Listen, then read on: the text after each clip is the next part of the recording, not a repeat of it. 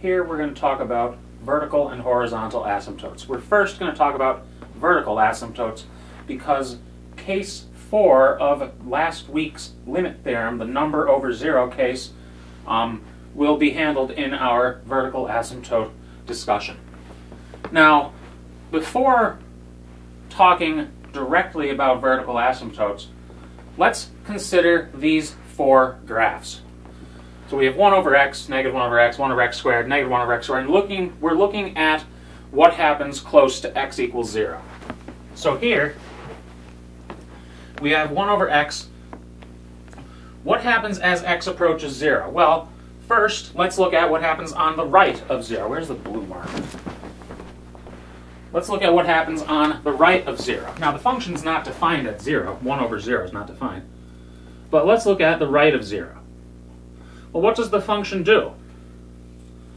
The function keeps going up as x approaches 0 from the right. This function keeps going larger and larger on the y-axis, higher and higher on the y-axis, yielding y values which get larger than larger, larger and larger. In particular, this will get arbitrarily large as x approaches 0 from the right. When that happens, we say that the limit, in this case as x approaches 0 from the right, is positive infinity.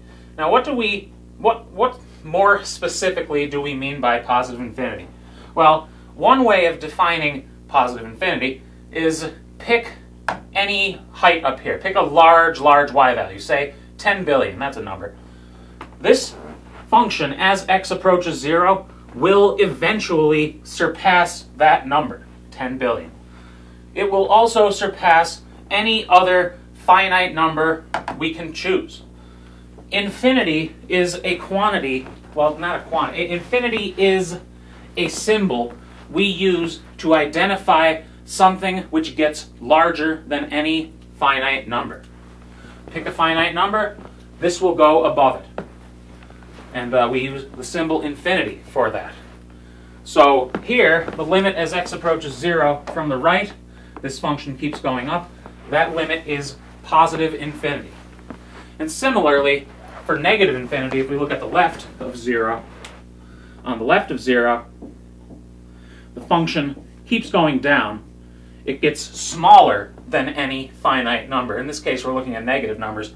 It does also get smaller than positive numbers, but as x approaches 0 from the left, this function keeps going down. It gets lower than any possible finite number you can choose. So here we say the limit is negative infinity. And we have similar limit results for these other 3 graphs. Here on the right, this keeps going down, so negative 1 over x goes to negative infinity. On the left, it keeps going up, so it goes to positive infinity. Over here, notice, for 1 over x squared, the limit on the left and the right both... I hope somebody caught that in your notes if you looked at that before I started talking about that. I had a negative there, I don't know what I was thinking. Well, I was thinking less carefully than I should have been thinking. The limit on the right of 0 is positive infinity. The limit on the left of 0 here is also positive infinity. And if we flip that over, the limit on both sides of 0 of negative 1 over x squared are both negative infinity. And we can see that with these graphs. Now, these graphs tell us some things about the algebra that happens when we divide a finite number by 0. And I'm going to write that as a remark. From those previous 4 graphs, we gain information on how fractions of the form 1 over 0 and negative 1 over 0 act. And in particular, they can, something which takes a form 1 over 0, negative 1 over 0, can look like any one of those 4 graphs at 0. So in particular, on each side of the 0 in the denominator, the function can behave like a positive infinity or a negative infinity. And we'll use that observation to analyze limits which take the form number over 0, and we'll do that by considering limits from the right and the left. So in those first 4 graphs, the limits would be on the right and left of 0. But if we shifted that denominator over, like if we took a function like y equals 1 over x minus 3, that 0 is now shifted over to x equals 3. So we're going to look at limits by looking at what happens on both sides of what causes the denominator equal 0. So let's look at this example. Example, limit as x approaches 2 of this function, x minus 3 over x squared minus 2x. Well, again, now it's in this section, so it's going to take this form. But if you just had this limit, you would try a direct substitution. Direct substitution would give negative 1 on top, 4 minus 4 on the bottom. So that's negative 1 over 0. It is a number over 0. It is going to have a vertical asymptote like one of those first 4 graphs. But let's look at both sides of 2 to figure out what this function looks like on each side of 2. Because it could look like one of those first 4 graphs. So we consider limit as x approaches 2 from the right of x minus 3 over x. Well, before even writing this, it is helpful. In those first 4 graphs, we saw that with a negative, that could change the infinity from a positive to a negative infinity.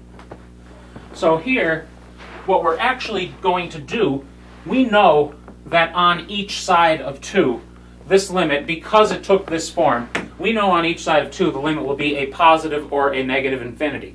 We have to figure out whether we get a positive or a negative infinity on each side of 2. And the actual numbers don't matter in finding that, but what does matter is the sign of the infinity. You know, multiplying infinity by 2 is still going to give us an infinity because it'll still get larger than all finite numbers. But if you multiply it by a negative 2, it would shift the infinity to a negative infinity. And because of that, if we could factor this even more, that would be helpful, because now everything is multiplied together. So we are going to take the factored form for convenience. And we'll see maybe the second or third example. If we didn't have the factored form, it'd be kind of a pain. But we're going to look at both sides of 2. And we're going to look at what the function does. So first we'll do the right of 2. Now, this is notation. I've not seen this notation in the book, but I think it's a nice notation for an example like this. What we're going to do is write an infinity, and we're going to write a fraction bar, and we're going to, all that matters here, we know immediately once we reach the conclusion that it's a number over 0, we know that this will be a positive or a negative infinity. All we have to find is the sign. And we're going to do that by looking at each of those 3 pieces for the relevant x values. So here, we're looking at as x approaches 2, we're looking at as x approaches 2 from the right. So numbers slightly larger than 2. What happens when you substitute a number slightly larger than 2 into x minus 3? Well, you have a negative number. What happens when you substitute numbers slightly larger than 2 into x? You have a positive number. Now, the actual number, again, doesn't matter, but the fact that it's positive does matter. That can impact an infinity. Numbers slightly larger than 2 into x minus 2, that's again going to be positive. If you take a number over here, or anything over here, substitute it into x minus 2, it will be positive. So here we have 1 negative and 2 positives. So that tells us on the right of 2, this limit is negative infinity, because negative times positive is negative. And we're going to do the same thing on the left of 2. It's going to be a sign of infinity. But here, there's 2. We're going to look at numbers on the left of 2. Very close to 2, but on the left of 2. Numbers on the left of 2 into x minus 3 would be a negative. Numbers to the left of 2, immediately to the left of 2, into x are a positive. Numbers to the left of 2 into x minus 2, so numbers less than 2 minus 2 bring you to the other side of 0, so that's a negative. Here we have two negatives and a positive, so this limit on the left of 2 is positive infinity. Now from this, we can just make one observation about the graph. So from this, let's say we know f of x looks like the following near 2. Near x equals 2, I should say.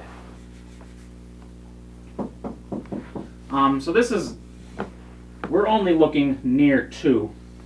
So what I'm going to do is move my y-axis over to 2.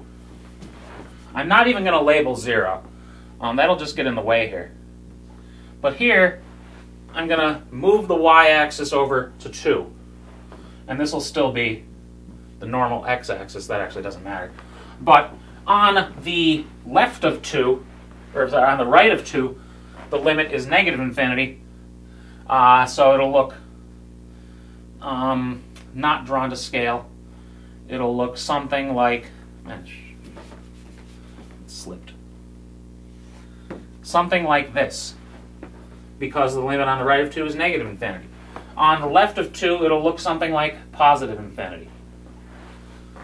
Now, this doesn't tell us anything about the behavior away from 2, but close to 2, this observation tells us it will look like this, going to negative infinity on the right of 2, going to positive infinity on the left of 2. We'll also see that function in a few minutes. We'll see that that function also has a vertical asymptote at x equals 0. But notice in particular behavior on both sides of 2. Let's look at another. Limit as x approaches, let's do negative 4 of x plus 3 all over x. Now let's put another thing in the top. X minus 2 all over x plus 1 times x plus 4.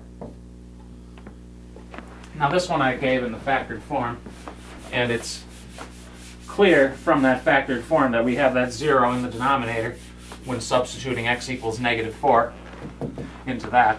So this one takes the form of a number over 0. So again, we're going to perform the same analysis. So let's say we consider, I meant to change this one. This is too much like the first one. Let's make it x plus 3 cubed. And let's make it x plus 4 squared. Good thing I caught that before doing this. So throwing exponents on those is not going to change much about our analysis. But we're still going to consider two limits. Limit as x approaches negative 4 from the right of x plus 3 cubed, x minus 2, x plus 1, x plus 4 squared. And the limit as x approaches negative 4 from the left of x plus 3 cubed, x minus 2 over x plus 1, x plus 4 squared.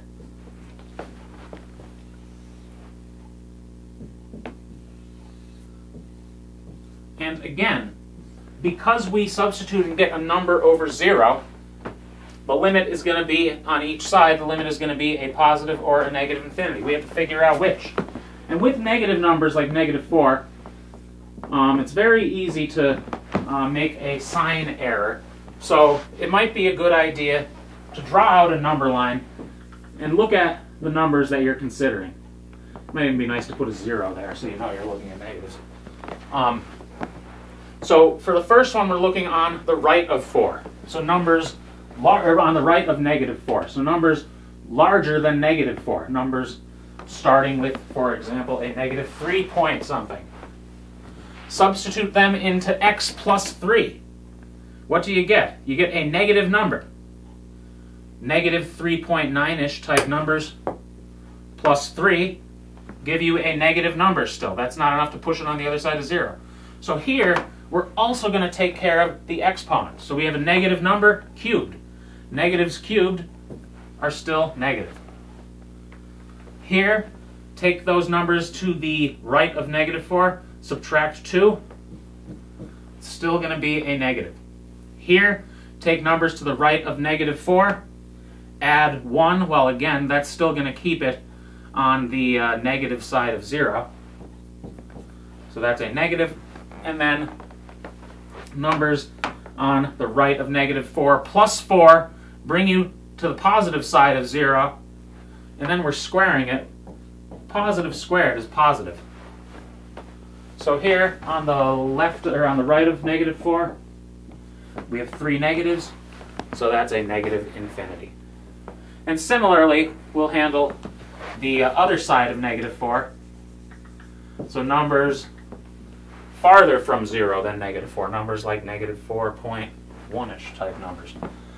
Those plus 3 are still negative. Cube that, and it's still negative. Negative cubed is negative. Those numbers minus 2 are still negative. Those numbers plus 1 are still negative. Those numbers plus 4 are negative, but we're squaring it. So we get a negative squared down there, which is a positive. So we get, again, a negative infinity. So this tells us that close to negative 4, so if we let this equal negative 4, this tells us that the limit on the right of negative 4 and the limit on the left of negative 4 are both negative infinity. So this tells us some nice behavior about this graph. Now, before more formally discussing vertical asymptotes, let's look at one more example with a lot more terms than this one. So here,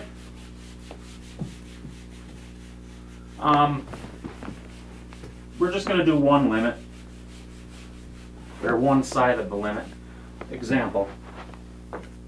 Just so you can see how this would work for more of these. Limit, let's do a positive number since we did a negative. Limit as x approaches 5, let's do from the left, of x times x minus 2 times x plus 3 times x minus 7 times x plus 10.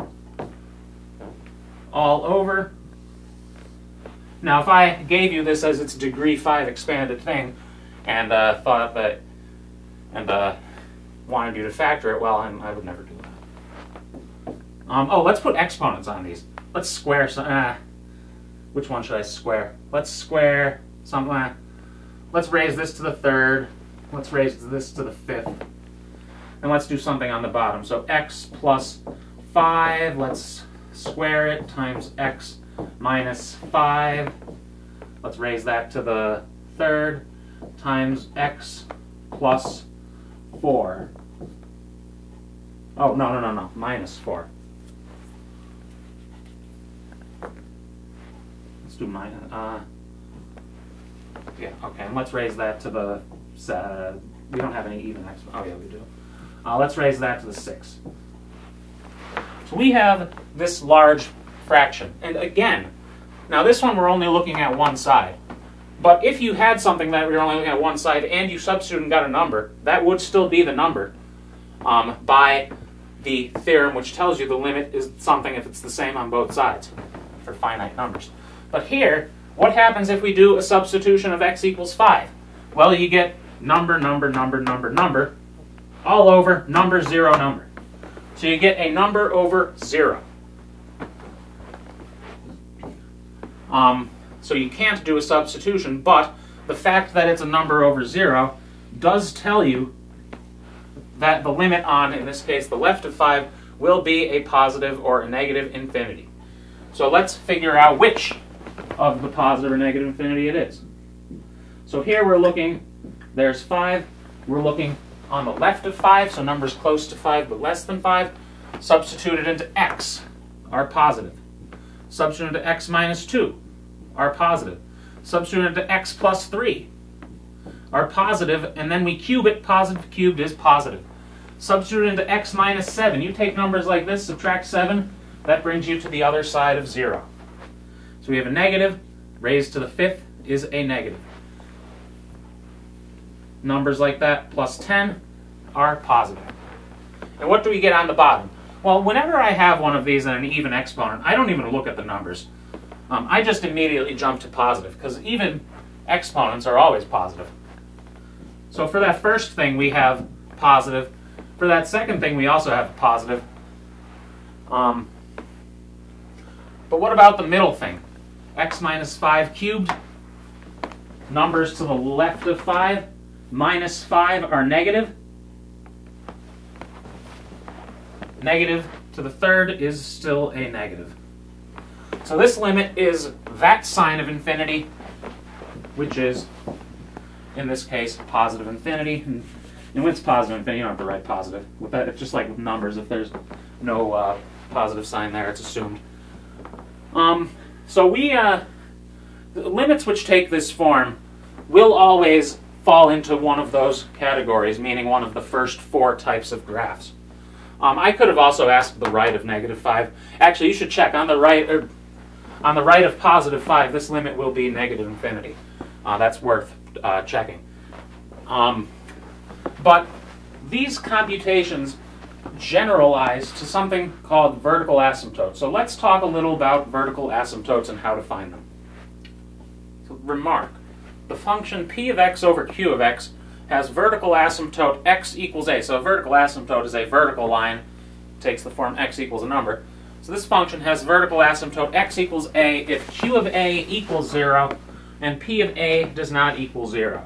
So if the bottom equals 0, well, I should say the x values at which the bottom equals 0 will give us vertical asymptotes, provided the top is not also equal to 0. So let's find, well, if the top equals 0, and we're looking at the limit as x approaches, in this case, a, well, then it would wind up being in case 3 of our limit theorem. And these vertical asymptotes occur only where the denominator is 0 and the numerator is not 0. Because if the numerator is 0, the fraction would reduce. So example, find the vertical asymptotes of this function. Well, find the vertical asymptotes, we need to set the bottom equal to 0. So let's do that. 5x squared minus 4x equals 0. How can we solve that? Well, factor out an x. So x times 5x minus 4 equals 0. Multiply two things equals 0, so one of them has to equal 0. So we get x equals 0, or x, well, 5x minus 4 equals 0. Add 4, divide by 5. X equals 4/5. So that gives us these two vertical asymptotes. You can check that the numerator will not equal 0 evaluated at these if you want. I mean, in this case, the numerator is never equal to 0 for any real numbers. But in these, this last part, and the numerator is not 0, is there as a formality. I mean, that's not ever going to show up in what we're doing, so you don't have to worry too much about that. But when we have a function which is a fraction, we can find the vertical asymptotes by setting the denominator equal to 0. And we could go on further from this and take the limits on each side of, in this case, 0 and 4/5, and find whether they look like one, and find which of the first 4 graphs at the beginning of this video it looks like near 4/5 and 0. But we already did that for a previous example, so we won't do that here. So that pretty much covers vertical asymptotes. Next, let's talk about horizontal asymptotes. And the computations for finding horizontal asymptotes are going to be more complicated than for vertical asymptotes. So horizontal asymptotes, let's look at this function, 1 over x plus 2. So take 1 over x, lift it up 2 units. This function has a horizontal asymptote. Now, what is a horizontal asymptote? Well, a horizontal asymptote is described by the behavior of the function as x goes to positive and negative infinity. So let's look at the behavior of this function as x goes to positive infinity. Well, as x goes to positive infinity, this function looks like this. And you'll notice as x goes to positive infinity, this function keeps getting closer to the line y equals 2. It never hits the line y equals 2. It could hit it and still be a horizontal asymptote, but this one does not hit the line y equals 2. But as x gets arbitrarily large, this function approaches that horizontal line. What about the other direction? A horizontal asymptote could also be described by the behavior of a function in this other direction, toward negative infinity. As x goes to negative infinity, what does the function do? Well, the function, again, is approaching this line y equals 2. It's increasing here, but it's never going to hit the line y equals 2. When that happens, we would say that the function has a horizontal asymptote. In this case, on the positive infinity side and on the negative infinity side, we approached the same constant y value. So this one has one horizontal asymptote. But in general, these two limits, these two function behaviors, I should say, can differ. And because of that, we have the following definition. Now, we've not talked yet about limits as x goes to positive infinity. But what we did here was looked at what happens as x gets arbitrarily large or arbitrarily small. And that's what we mean by a limit as x goes to positive infinity or negative infinity. So to define horizontal asymptote, if the limit as x goes to positive infinity of f of x equals L1, and the limit as x goes to negative infinity of f of x equals L2, L1, L2, real numbers, possibly the same, possibly different, we'll see an example. But if the limit as x goes to positive infinity is a number, limit as x goes to negative infinity is a number, then we say f of x has horizontal asymptotes y equals L1 and y equals L2. So if we're asked to find horizontal asymptotes, we need to find a limit as x goes to positive infinity, and we need to find a limit as x goes to negative infinity. How do we do that? I mean, this one, we had a graph, so we could do that using the graph. But in general, we've not seen how to compute limits as x goes to positive infinity or limits as x goes to negative infinity. So let's look at a few different examples of just the computation limit as x goes to positive infinity. Then we'll do negative infinity, and then we'll tie that into the asymptotes. We're going to compute 6 limits as x goes to positive infinity. But before doing that, we do need 2 more observations, which we have over here in these graphs. So first, if we take the function 1 over x, well, we can find the limit as x goes to infinity. Because as x goes to infinity, just like in that example 1 over x plus 2, move it down 2, as x goes to infinity, this function approaches 0. And also, in the line just y equals x, as x goes to infinity, well, what happens here? This function keeps going up. It gets larger than any finite number. This line is going to surpass any finite number. And remember what that means. That means that this limit is positive infinity. And from both of these, using Rule 7 of the algebraic limit laws, we can conclude, just raise everything to n, limit as x goes to infinity of 1 over x to the n also equals 0. And from over here, raise this to the n, limit as x goes to infinity of x to the n equals infinity as well. And these, actually I guess it's 4 observations. These 4 observations will show up in some of the next 6 computations that we do. So right here, let's start with these 3. Limit as x goes to infinity, first one, 2x squared plus 3 all over 5x squared minus 4x. Now, to do actually all three of these, we're going to do the same first step to help simplify these limits as x goes to positive infinity. And what we're going to do is look at the denominator and use that to figure out a convenient 1 to multiply by. Multiply by 1 doesn't change anything. The denominator here, the largest exponent, is 2. Take the degree of the denominator, 2. Multiply everything by 1 over x squared. So multiply the top by 1 over x squared, multiply the bottom by 1 over x squared. That does not change this question, but it does allow us to rewrite it in a form that is more convenient for taking the limit than the way it was written initially. So let's distribute this 1 over x squared through the top, distribute the 1 over x squared through the bottom,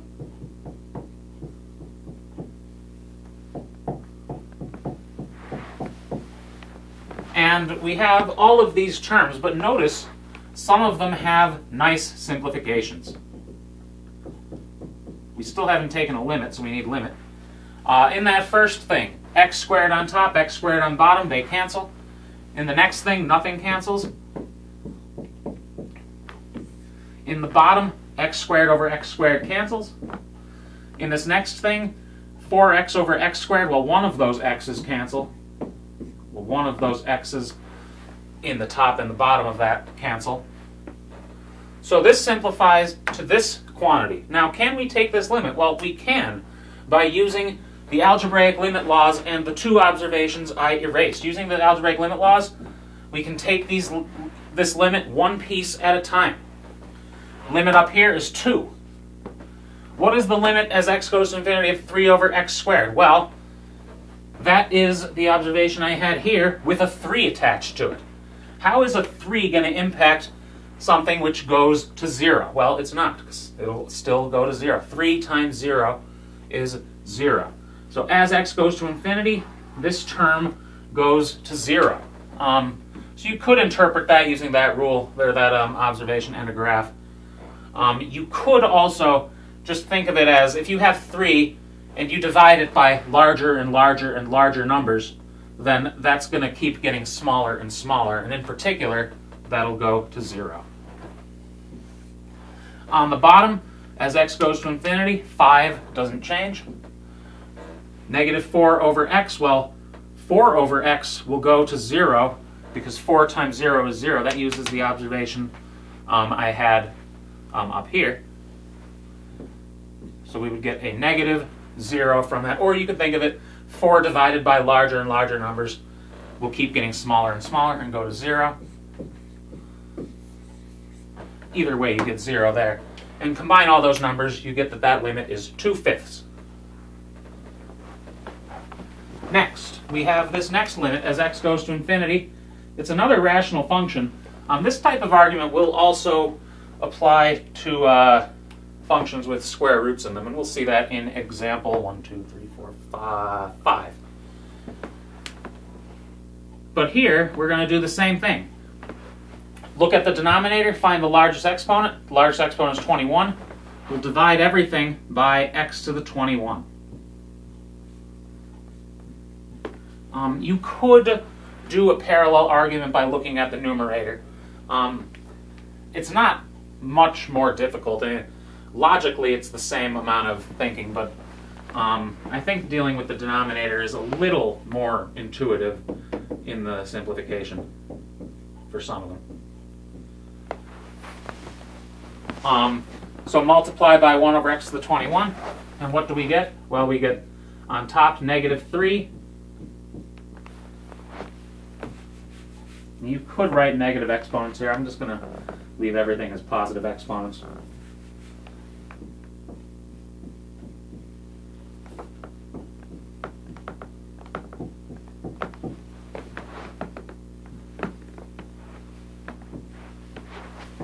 So on top, divide everything by x to the 21, negative 3, plus 7, so x to the 5th over x to the 21. So you have 5 x's up here, 21 x's down here. 5 of them will cancel, and you're left with 16 in the bottom. 3 over x to the 21 with a negative doesn't simplify. And in the bottom, 7x to the 21 over x to the 21 is 7. 17 of the x's are going to cancel out here, leaving you with 4 in the denominator. And then on this last piece, 1x will cancel, and you're left with 20 x's in the denominator. And again, we can now apply the algebraic limit laws and the observations which were on this board. And that gives us, as x goes to infinity, negative 3 goes to negative 3, 7 over x to the 16th goes to 0, 3 over x to the 21, a negative, I guess I should write a negative, goes to 0, 7 goes to 7, negative 4 over x squared goes to 0, negative 3 over x to the 20 goes to 0, and this simplifies to negative 3/7. So in both of these examples, we did the same first step and then simplified. Let's look at this next example. Well, again, we're going to do the same thing. We have polynomial over polynomial. Largest exponent on the bottom is 5. Multiply everything by 1 over x to the 5th. And let's see what that gives us. 4x cubed over x to the 5th is 4 over x squared. I'm going to erase this because it's in my way.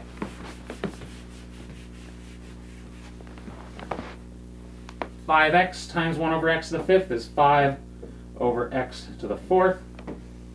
All over 5x to the 5th over x to the 5th is 5. Negative 2 over x to the 5th is negative 2 over x to the 5th.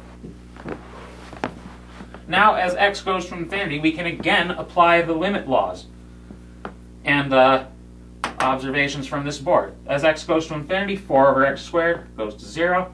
5 over x to the 4 goes to 0. 5 goes to 5.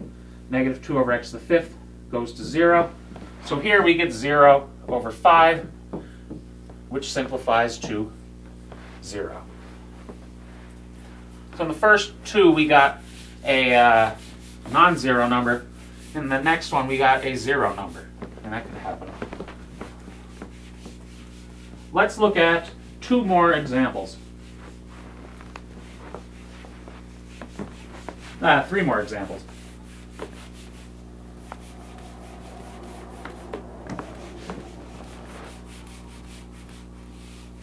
Good.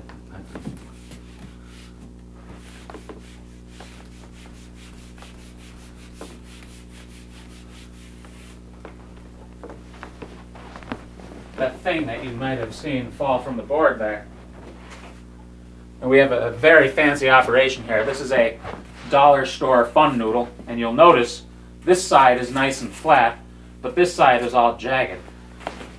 I rip off a hunk of this and put it there to keep these boards against the wall.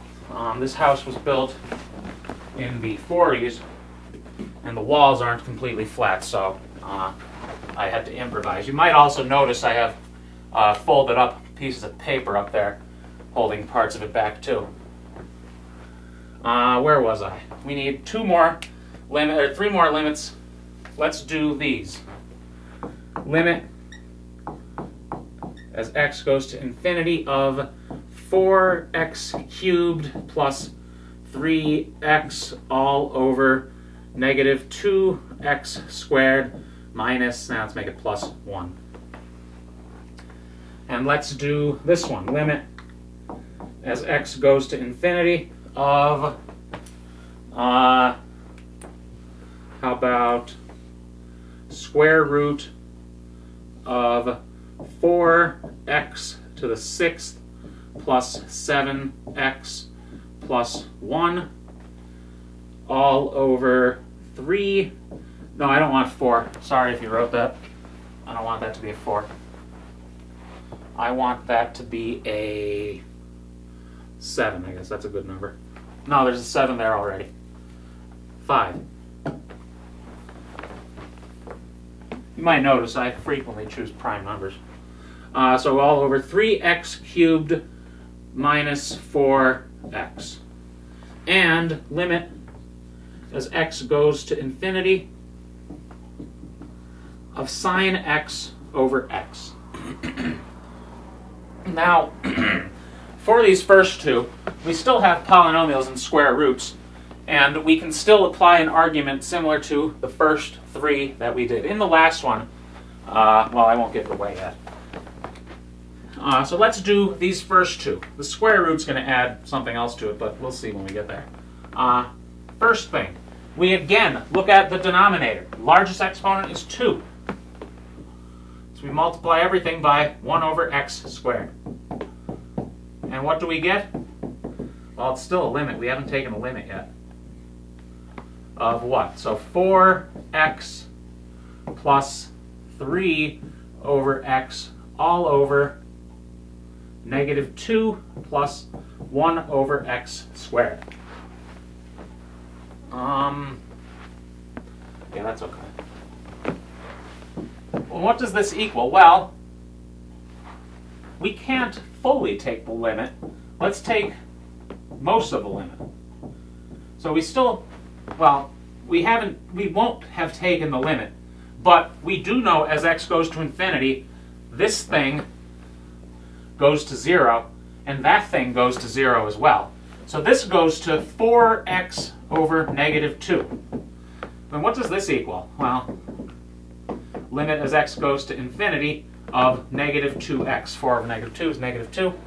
And as x goes to infinity, what does this equal? Well, let's pull out the negative 2.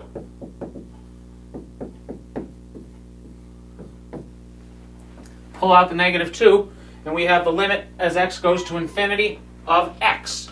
Well, we know how to take that from the observation that was on this board with the line y equals x. Limit as x goes to infinity of x is infinity.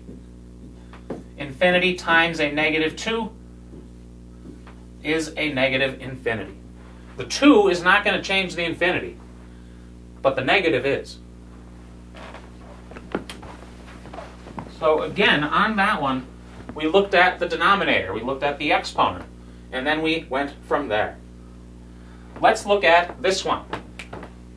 Again, we're going to look at the denominator. The largest exponent is 3. So we'll multiply everything by 1 over x cubed. And what do we get here?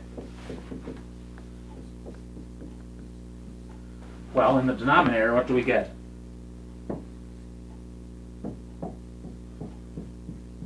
We get that in the denominator.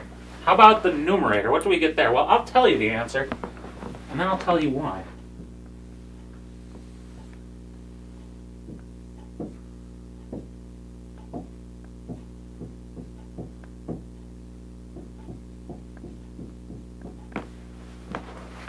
In the numerator, we get 5, not minus, jeez, plus 7 over x to the 5, plus 1 over x to the 6, all under a square root. Where did that come from? It is correct. It is correct. But where did that come from?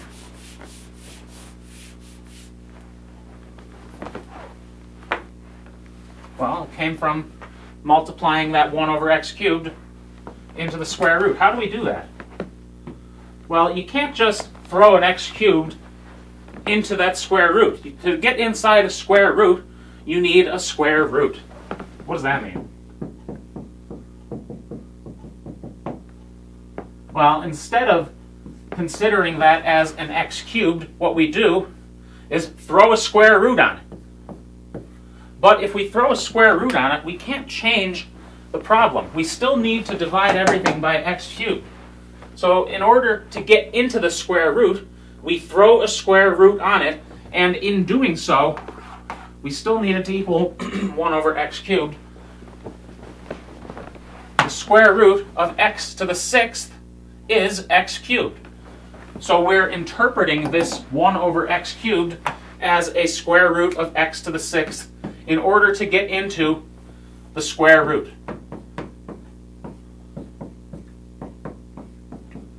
Because with that square root on it, we can now get into the square root and then multiply each thing in the square root by 1 over x to the 6th.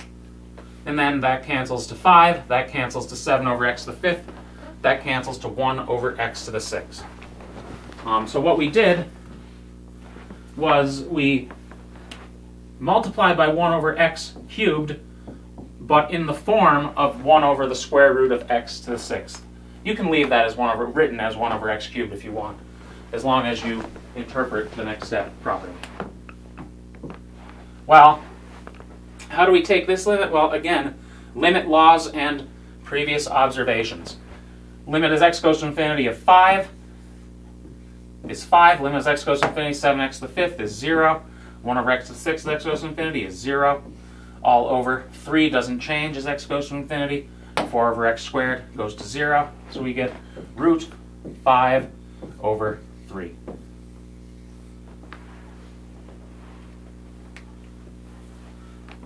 So we had the same first step as the previous ones, but we had to make a clever observation in order to get into the square root there. Now how about this last limit? How can we do this last limit? Well, you try multiplying by 1 over x, it's not going to change it at all.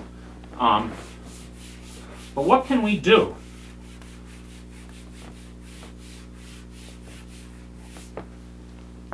Well, what do we have? Limit as x goes to infinity of sine x over x. How can we do this? Well, what if we started here? That's true.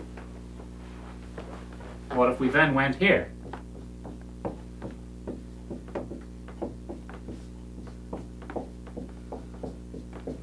That's also true.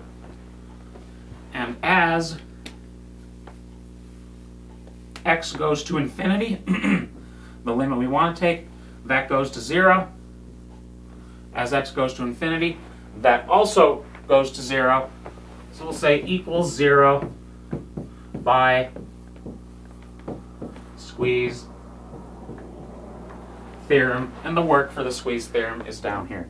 So these limits as x goes to infinity, we could apply squeeze theorem to, and especially for one like this. So right here, this arrow would mean as x goes to infinity. Maybe I'll erase this so it's out of the way. So taking limits as x goes to infinity, it could take one of a couple different forms. But remember why we're doing this. We're doing this to find horizontal asymptotes. And horizontal asymptotes could also be described by behavior as x goes to negative infinity. And we haven't done limits as x goes to negative infinity. You could do a parallel argument for many examples to the first 5 we did. There's one type of example where you would need to make an additional observation. And because of that, I'm going to explain how to do limits as x goes to negative infinity in a slightly different way. To compute a limit as x goes to negative infinity, what we're going to do is transform the limit into a limit as x goes to positive infinity. And then we'll figure out the limit as x goes to positive infinity as we did before. Now, how can we transform, let's pretend you didn't see the third line here, how can we go from a behavior as x goes to negative infinity? Remember, the limit as x goes to negative infinity is described, this is a Cartesian plane down here across 2 boards. The limit as x goes to negative infinity is described by what happens here. That's a limit as x goes to negative infinity. But if we take all of these x values and throw negatives on all of those x values, that's going to cause the function to flip across the y-axis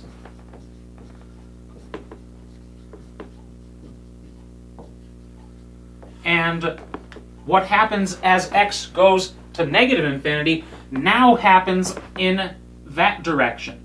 So we're going to apply the graph transformation x goes to negative x. Now this notation is another function notation. It's technically read x maps to negative x, but you can just think of it as we're replacing all x's with a negative x. Remember from graph transformations, doing that causes the function to flip over the x-axis. So what happens over here will now happen in this direction, and then we can take the limit as x goes to positive infinity over here, and that will tell us the limit as x goes to negative infinity from or for the original function. So let's do one example, and then we'll combine all of our information on vertical and horizontal asymptotes. Example, limit as x goes to infinity of this function. Well, I'm going to erase this. What does this equal? Well, our first thing we want to do, we have a limit as x goes to negative infinity. First, we'll convert it into a limit as x goes to positive infinity. And to do that, we need to replace all x's with negative x's.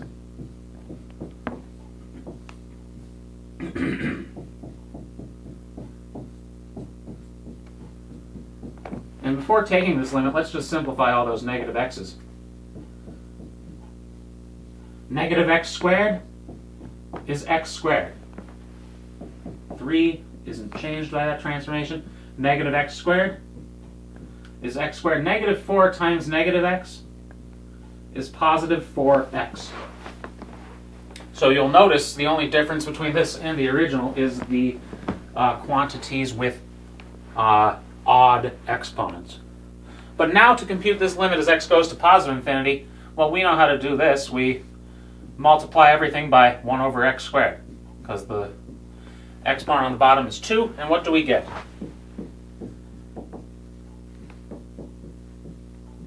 So we get 2 plus 3 over x squared, all over 5, plus 4 over x. And as x goes to positive infinity, that goes to 0 and that goes to 0. The other things go to 2 and 5. So this limit is 2/5. Now, let's do one more example where we find vertical and horizontal asymptotes for an entirely new function, because that combines everything we've done in this video. But before doing that, we dealt with that function a few different times. So I could ask this example,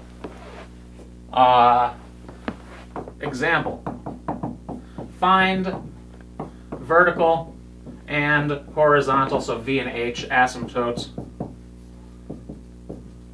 for this function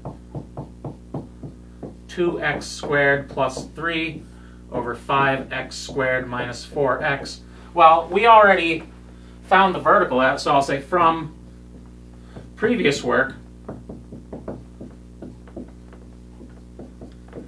x equals 0 and x equals 4/5 are the vertical asymptotes. And what about the horizontal asymptotes? Well, remember, for a horizontal asymptote, we need the limit as x goes to infinity and the limit as x goes to negative infinity. As x goes to infinity, that was the first limit we did after defining horizontal asymptotes. As x goes to infinity, this went to 2/5. As x went to negative infinity, it also went to 2/5. So this one has only one horizontal asymptote. But if you were asked, find the vertical and horizontal asymptotes for this function, well, that's what you would do. You would find where the denominator is 0 for that, and then you would find the limit as x goes to positive infinity and the limit as x goes to negative infinity. Now, in that example, as x went to positive infinity and negative infinity, you got the same number. That's not true in general.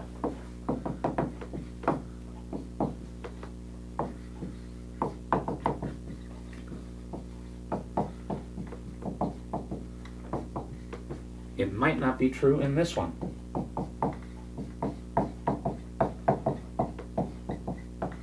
So find the vertical and horizontal asymptotes for this function. I want it to work out in a certain way, so what do I have? 2x plus 5, 4 minus 3x.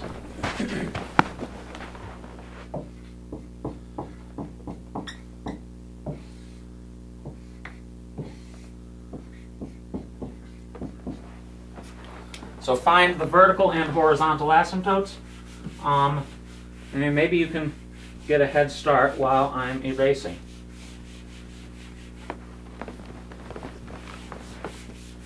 These boards are awfully messy up close. I bet they look even worse on the camera. But it should still be real. I'm going to have to wash these before doing the next lecture.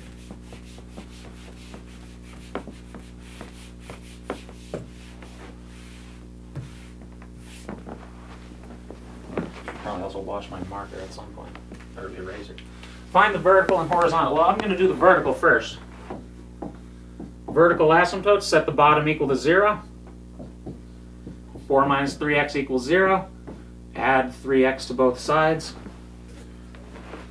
Don't say the word add as you're writing an equal sign, because then you'll write a plus sign like I almost did. Divide by 3.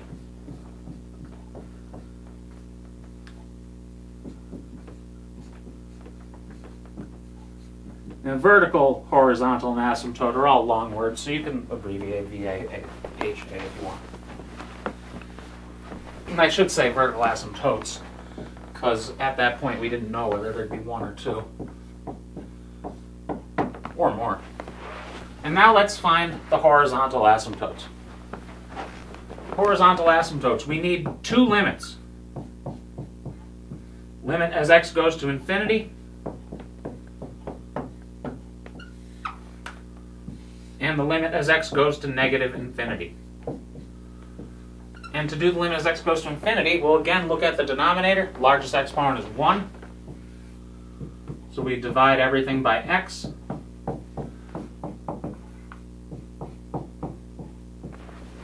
Haven't taken a limit yet, so we still need to write limit. 4 over x minus 3. The numerator, what does that have?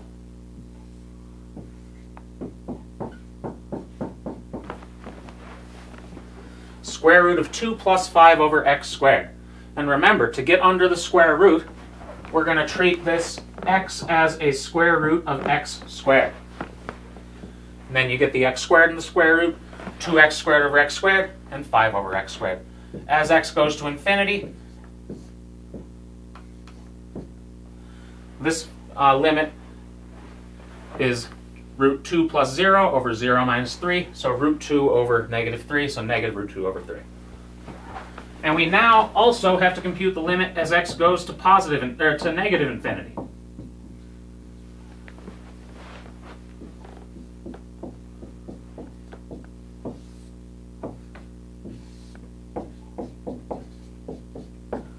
And to do that, we're going to first convert it into a limit as x goes to positive infinity by, sorry, I've been talking for a while today. My throat's blocked a little.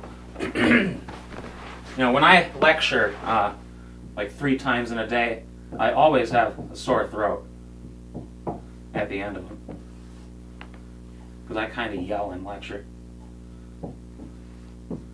Lots of bad students.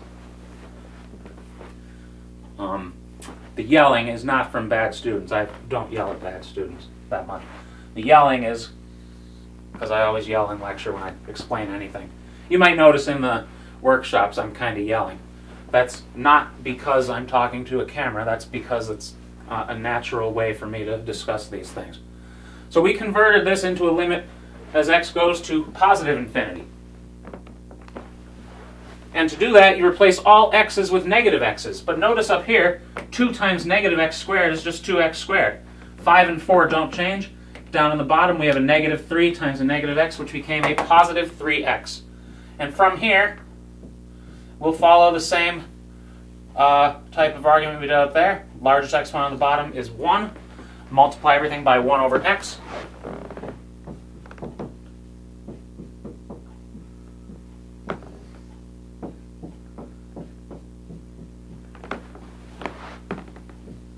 In the denominator, you get 4 over x plus 3. In the numerator, you get square root of 2 plus 5 over x squared. Again, treating that x as a 1 over, or as a square root of x squared. And then let x go to infinity. You get root 2 over 3. So this function has horizontal asymptotes in this case we had two different ones. Y equals positive or negative root 2 over 3. So we found the vertical asymptotes. Now we found the horizontal asymptotes. In this case, we had different horizontal asymptotes. Now, if you were to use the other argument for doing limits to negative infinity, the reason I like this transformation method is because it makes a limit like this easier. So there is a way of doing limits to negative infinity by jumping over this step and jumping straight to that like we did for positive infinity. But when we have a square root, you would have to throw an extra negative on there because the square root of x squared as x goes to negative infinity is negative absolute value of x. So a negative would pop up in there, and I think that's much easier to handle like this. So this lecture was a pretty dense lecture, but definitely do try the examples on the homework. It might even be good to try the homework on the worksheet. It might even be good to try, some of them now and some of them at another time. I mean, like there are some examples. Just find the limit as x goes to infinity or negative infinity, and then there are find the horizontal vertical asymptotes. But the procedure for the limits to positive negative infinity is largely the same up to this transformation.